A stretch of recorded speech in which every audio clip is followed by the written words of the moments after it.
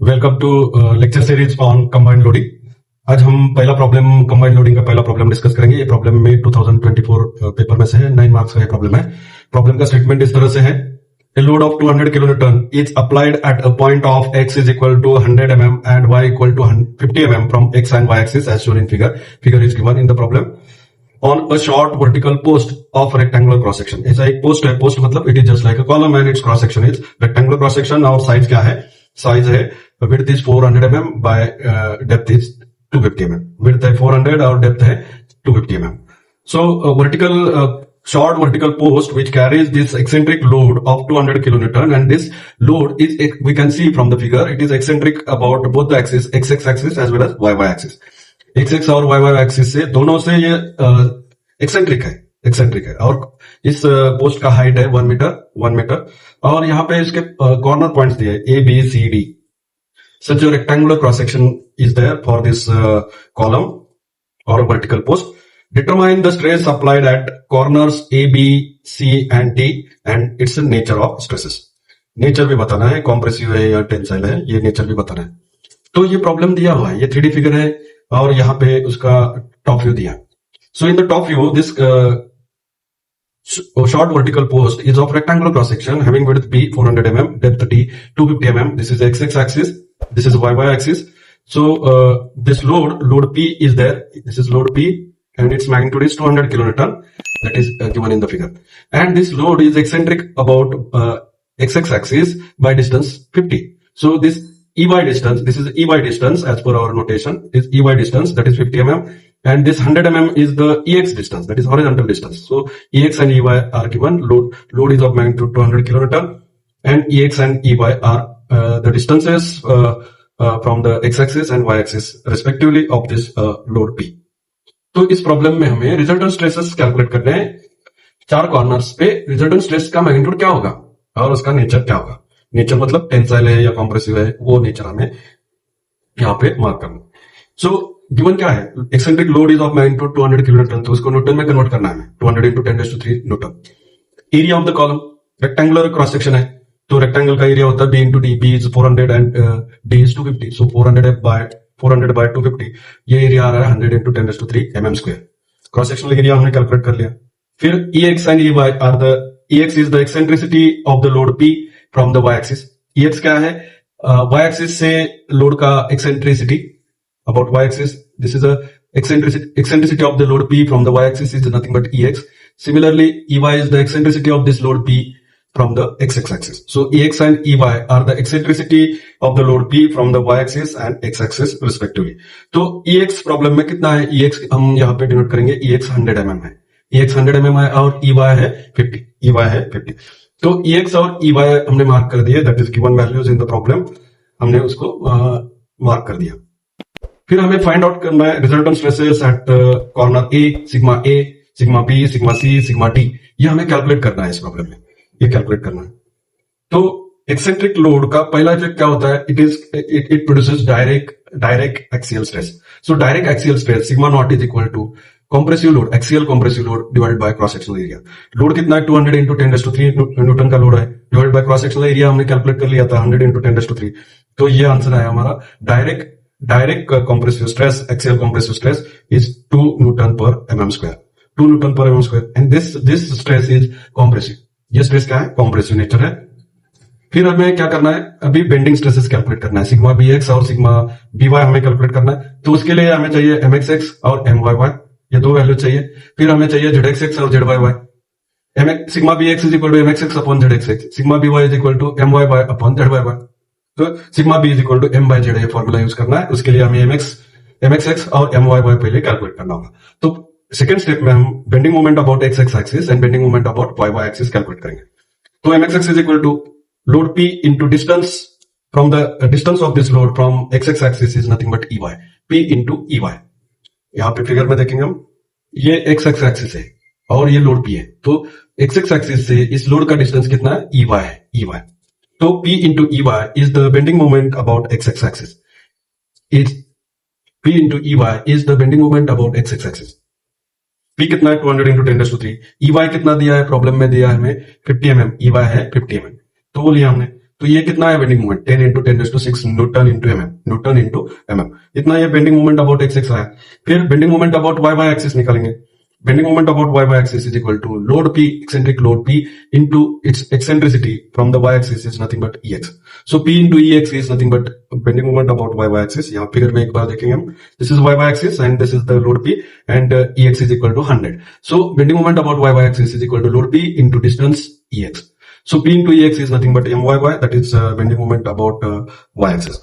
So bending moment about Y-axis is P into EX. P है 200 into 10⁻³ multiplied by 100. So we get this bending moment is 20 into 10⁶ Newton into mm. Newton into mm. तो हमने MXX bending moment about XX और bending moment about YY हमने calculate कर दिया। फिर हमें calculate करना है ZXX and ZYY। ZXX क्या होता है? Section modulus about XX axis, about XX axis. ZXX is equal to कैसे कैलकुलेट करते हैं ZXX? IXX upon YMAX, right?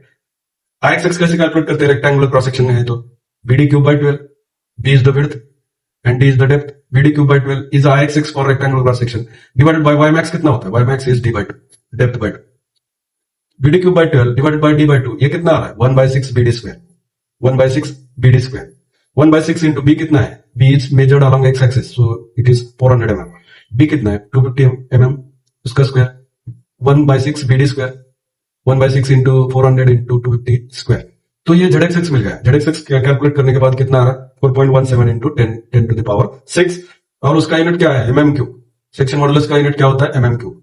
Because IXX का यूनिट है mm⁴ अपॉन YMAX का यूनिट है mm⁴ अपॉन mm यूनिट क्या होगा? mm क्यूब होगा, mm क्यूब होगा। तो हमने ZXX कैलकुलेट कर लिया। सिमिलरली हमें ZYY कैलकुलेट करना है। तो ZYY क्या है? ZYY is section modulus of the given cross section of the column about YY axis. ZYY is equal to IYY upon YMAX. Right? IYY कितना होता है? DB cube by 12। IXX BD cube by 12 था, अभी Y axis को parallel dimension कौन सा है? D है, तो DB cube by 12, DB cube by 12 divided by YMAX क्या है? Y एक्सिस से मैक्सिमम डिस्टेंस मतलब क्या है? B by 2। यहाँ पे फिगर में हम देखेंगे ये Y एक्सिस है, राइट? Y एक्सिस को पैरेलल कौन सा है? डेप्थ है।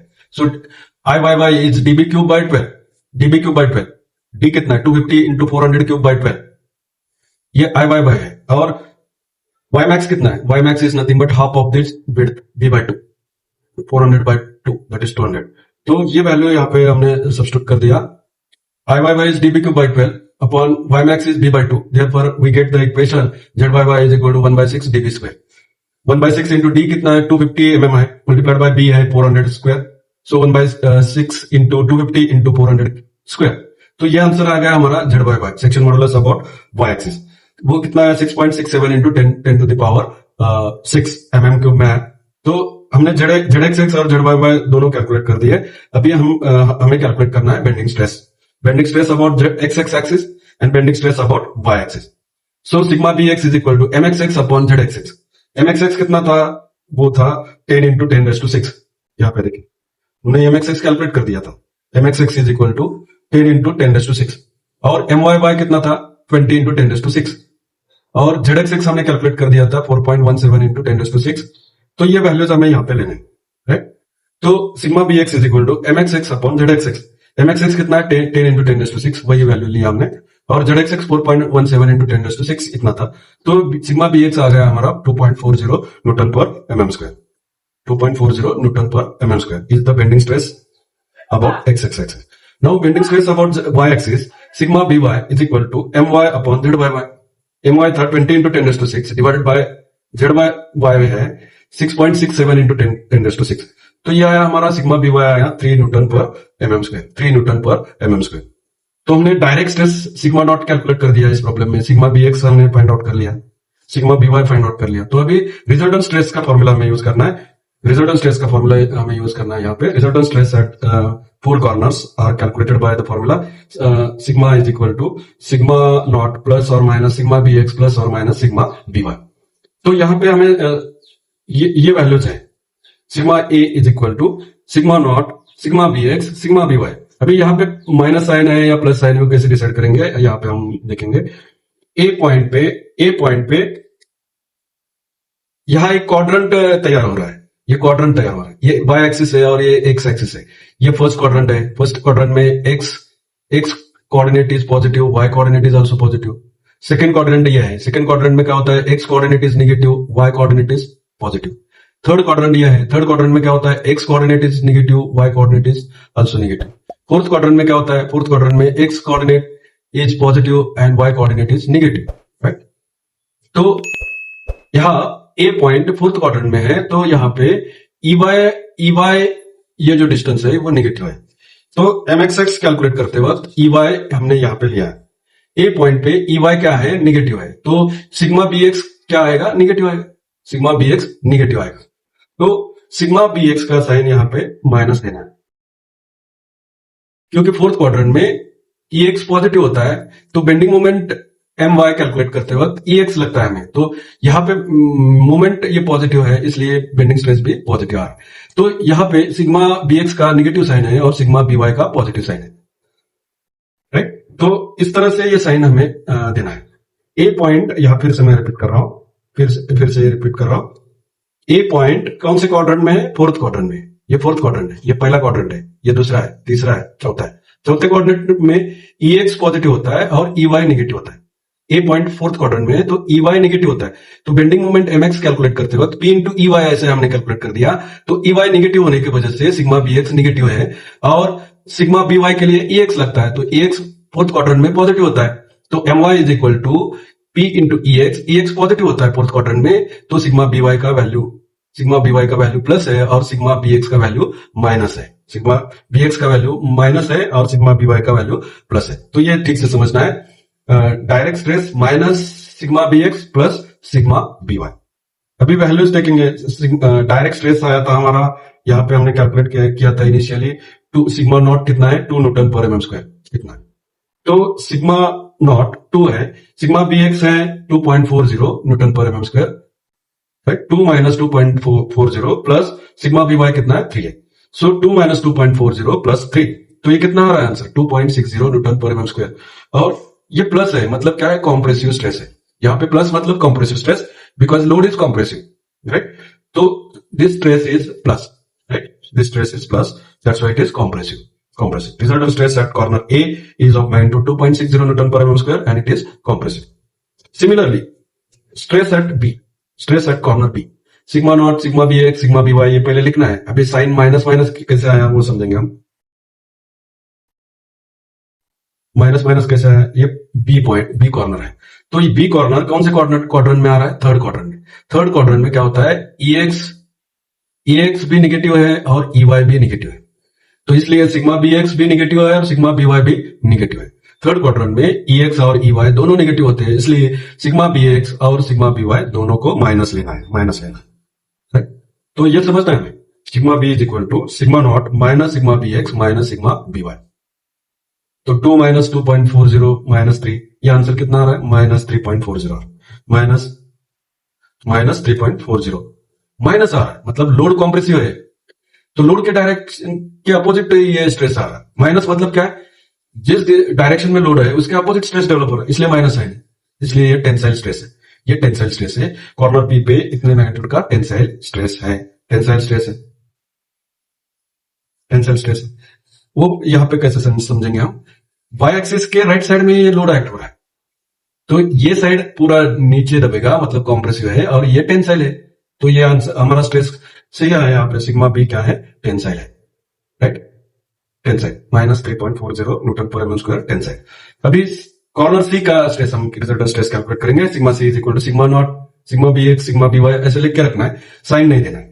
अभी साइन के लिए हमें फिर से ये फिगर देखना होगा, यहाँ पे साइन के लिए सिग्मा बी एक्स और सिग्मा बी वाई के साइन के लिए, यहाँ पे देखिए सी पॉइंट कौन से क्वाड्रेंट में है, ये फर्स्ट क्वाड्रेंट था हमारा, ये सेकंड क्वाड्रेंट है, तो सेकंड क्वाड्रेंट में क्या है, ये एक्स निगेटिव है, ये एक्स निगेटिव है, ई एक्स कहां लगता है, एम वाई कैलकुलेट करने के लिए एक्स लगता है, एम वाई अगर निगेटिव है तो सिग्मा बी वाई निगेटिव है, तो सिग्मा बी वाई निगेटिव है कॉर्नर सी पे, और ई वाई क्या होता है, कॉर्नर सेकंड क्वाड्रेंट में ई वाई पॉजिटिव होता है, ई वाई कहां पे लगता है, एम एक्स कैलकुलेट करने के लिए ई वाई लगता है, M X is equal to P into E Y अगर पॉजिटिव है तो बेंडिंग मोमेंट पॉजिटिव है, बेंडिंग मोमेंट पॉजिटिव है तो बेंडिंग स्ट्रेस पॉजिटिव है, तो सिग्मा सी पॉइंट पे सिग्मा बी एक्स पॉजिटिव है और सिग्मा बी वाई निगेटिव है, सिग्मा बी वाई निगेटिव है और सिग्मा बी एक्स पॉजिटिव है, राइट।